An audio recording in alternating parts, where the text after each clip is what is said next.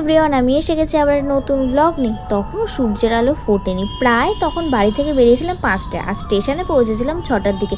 স্টেশনে গিয়েই আমরা খেয়ে নিয়েছিলাম একটু চা, বিষ্ণুপ্রিয়া হল্টে নেমেছিলাম। এবার আই থিঙ্ক তোমরা একটু একটু বুঝতে পারছো আমরা কোথায় গেছি। আমার দিদির ছেলেকে পাশে বসিয়ে বলছি বস তাহলে ফোন দেবো, কিন্তু আমি অ্যাকচুয়ালি ওকে ফোন দিইনি।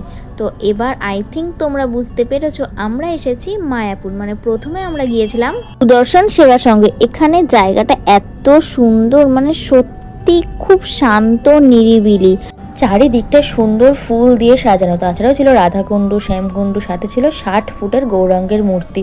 আর সেখানে এই মিষ্টি গোপালটাও ছিল, দেখো কি সুন্দর। সেখান থেকে আমরা চলে গেলাম সোনার গৌরাঙ্গের মন্দিরে। সেখানে বেশি ক্লিপ নিতে পারিনি, তাই জন্য এইটুকুই।